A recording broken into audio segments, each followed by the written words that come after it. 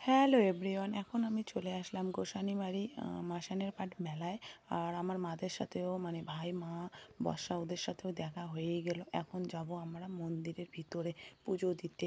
পুজো দেওয়ার জন্যই অ্যাকচুয়ালি এখানে আসা। মন্দিরের ভিতরে দেখে আমার খুব ভয়ই পাচ্ছি, কারণ এত ভিড়ের মধ্যে কেমন করে ওখানে গিয়ে পুজো দেবো, কিন্তু পুজো তো দিতেই হবে। পুজো টুজো সেরে আমরা এখন গড়ের উপরে একটু উঠবো, কারণ ওখানে একটু ছায়া আছে, গাছ আছে, ওখানে একটু গিয়ে বসবো। আর এত গরম পুজোর মন্দিরের ভিতরে ছিল, তার জন্য ওখানে আর থাকা যাচ্ছে না। প্রায় 2 ঘন্টা ধরে মন্দিরের ভিতরে ছিলাম, লাইনে দাঁড়ায় পূজা দিতে হয়, এত গরম কি বলবো। আর এখানে বসার পর একটু জল টল খাই, এখন আমরা রওনা দিচ্ছি, মানে এখন খাওয়া দাওয়া করবো। চাউমিন খাচ্ছে, ছেলেকে ঝাল লাগছে।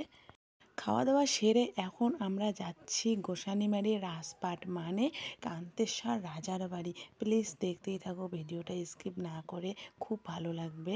দেখো, দেখা যাচ্ছে একটু করে। এখন আমি ওখানে ভিতরে যাব, দেখবে এখন ওখানে কি কি আছে, রাজার স্মৃতি। খুব রৌদ্র, তাই চশমাটা চোখে দিয়েছি, কারণ চোখ মানে তুমি চোখ খুলতে পারছি না, এত গরম আর রৌদ্র।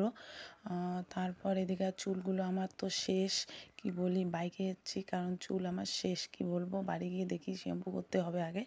আর ওইদিকে মেয়ে, মা ছেলে মেয়ের সাথে যাচ্ছে, আর এদিকে বর্ষা, ও বলছি একটু হাই বলে দাও। দেখো হাই বলে দিল। তারপর আমার মেয়েও একটু হাই বলে দিল। আর এইদিকে দেখো, আমি এখানে এসে এত খুশি হয়েছি, কি বলবো। আর ঘাসটা তো মরেই গেছে, মানে বৃষ্টি নাই যেহেতু, তাই ঘাসগুলো মরা মরা হয়ে গেছে। আর এদিকে কুয়ো, মানে রাজার কুয়ো, এটা নাকি রাজার কুয়ো। সব কিছু মাটির তলায় গিয়েছে, শুধু এইটুকুই আছে। আর এদিকে লোকগুলো কাজ করতেছে, মানে কোর্স বা চারিদিকটা পরিষ্কার করতেছে।